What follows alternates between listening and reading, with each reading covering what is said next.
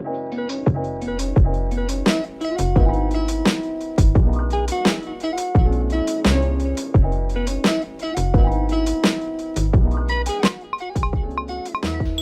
noite a todos, bem-vindos ao nosso podcast. Hoje estamos reunidas aqui para falar sobre um assunto muito importante, para a nossa sociedade, para o nosso país, que é a menoridade penal.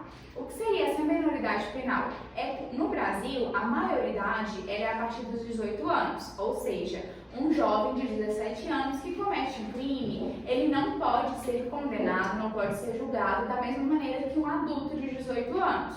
E estamos aqui hoje, meninas, para falar um pouquinho, para discutir opiniões sobre esse assunto, porque muitas pessoas acham que, de fato, os 18 anos é a idade correta para você começando a ser julgados pelos crimes que você comete, e muitos acham que deve ser um pouco antes, que esse jovem ele já tem consciência de si mesmo e a partir dos 18 ele já tem uma cabeça completamente formada. Inclusive, Clara, referente a esse assunto, eu sou a favor da redução da maioridade penal, porque uma vez que um jovem de 16 a 17 anos ele tem capacidade de cometer algo tão grave, ele também deveria ser punido como um adulto. Talvez para uma sociedade que não tem tanto conhecimento sobre esse tipo de conceito, entende-se que a justiça ela está sendo branda, está sendo favorável a esse jovem a cometer mais casos, mais crimes, que seja prejudicial para o geral, para a sociedade em geral.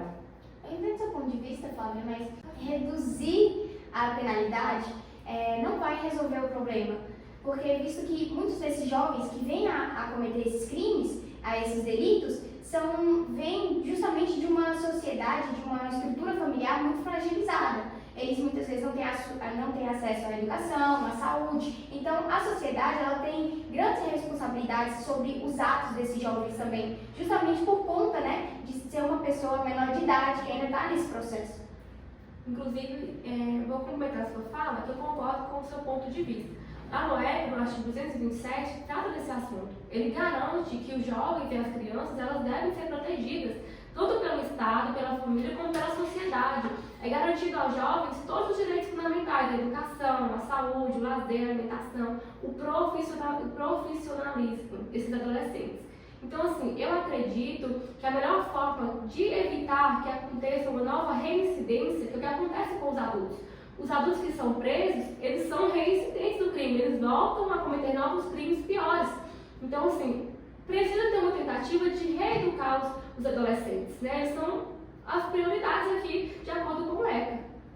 Sim, verdade, Maria Paula, eu também concordo com você e acho muito essencial essa parte que o ECA trata especificamente, tem um estatuto para tratar dessas causas que são de crianças e adolescentes. É importante também que isso que você falou, que o ECA defende os direitos dessas crianças e adolescentes, também está incluso na nossa Constituição, é importante ressaltar. E outro detalhe é como que isso é tratado, que no ECA, essas crianças e adolescentes, elas são jovens infratores.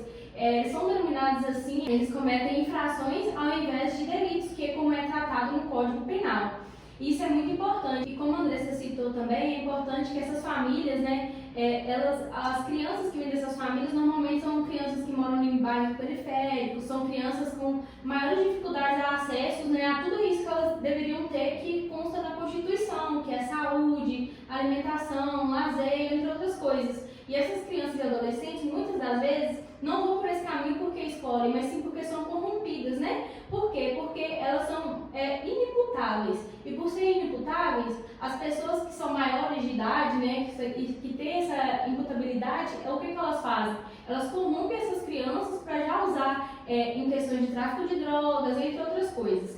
Isso falando de crimes associados a esse tipo de delito. Já crimes que seriam crimes contra a vida, que a criança agride ou faz outro tipo de reação, já são crimes mais relacionados ao psicológico. E o ECA também tem estatuto para poder defender essa questão de tratar da saúde mental, que também é abordada, dessas crianças. Tem que ser olhado caso a caso, porque já tem crianças que já têm esse indício e já tem um fator X relacionado a tudo isso, e tudo eu acho que tem que ser tratado, e claro que tem casos muito específicos.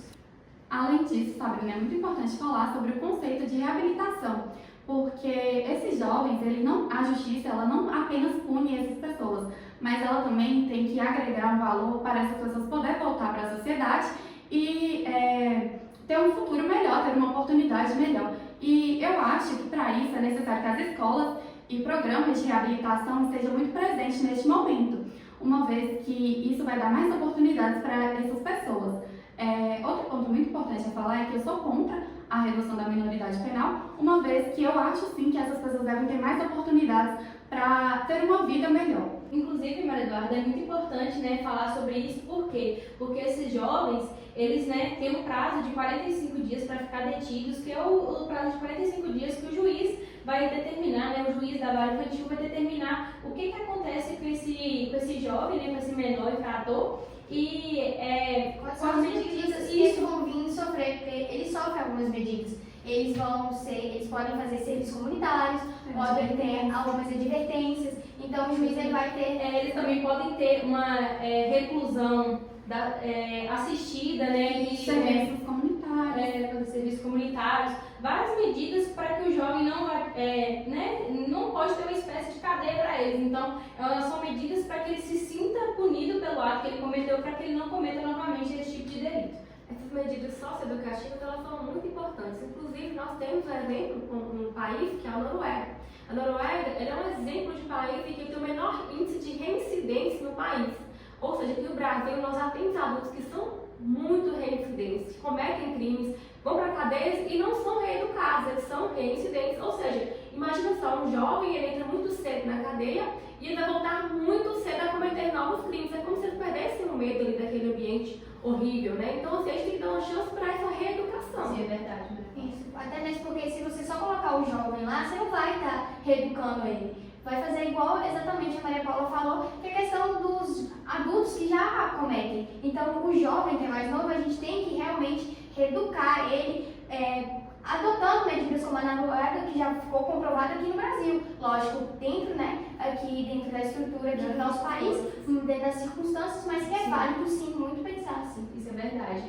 Tem que ressaltar, né, que vai colocar um jovem, talvez até uma pessoa que tem a mentalidade de uma criança, junto com bandidos que realmente cometem crimes, atrocidades com total consciência e que na verdade pode ali chegar e ensinar ele querer entrar dentro do mundo do crime, né? Talvez ele não tinha essa percepção, mas aí nesse momento que ele tem um contato, ele é influenciado cada vez mais ainda a participar dessas Não coisas. vai resolver os problemas, né? Ao contrário, vai gerar novos problemas na sociedade cada vez mais cedo. E muitos desses jovens, às vezes, chegam a cometer certos delitos, certos atos infracionais, justamente porque não tem essa oportunidade, não tem uma oportunidade, não tem um incentivo, às vezes, até mesmo dentro de casa. Às vezes, a maioria são jovens que vivem em comunidades mais vulneráveis, então, assim, convive com o crime. Talvez seja uma saída para eles da vida que leva.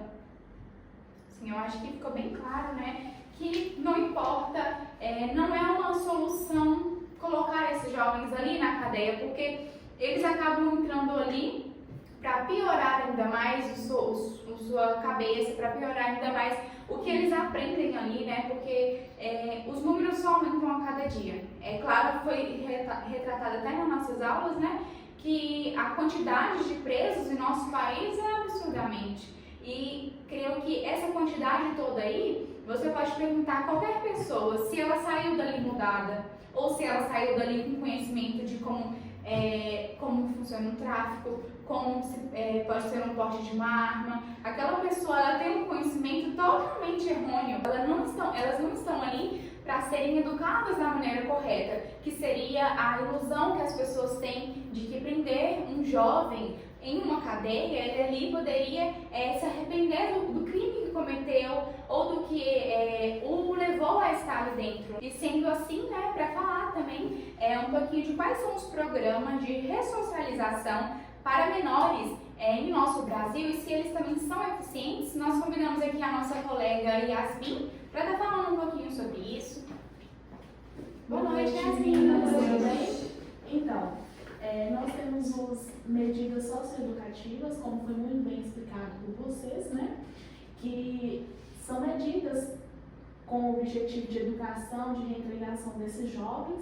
Nós também temos os centros de atendimento socioeducativos, temos também os programas de capacitação profissional, nós temos também o apoio psicológico e acompanhamento familiar, também temos os projetos culturais e esportivos, porém nós ainda precisamos que sejam melhorados, eles ainda não são 100% eficazes. É isso mesmo, Yasmin. Eu acho que foi relatado aqui por todas nós, né, meninas?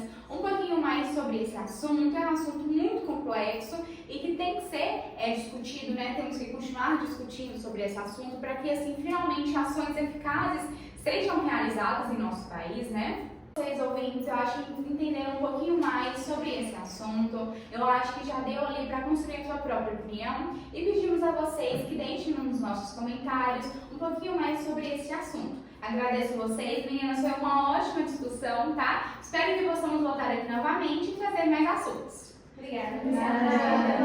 Boa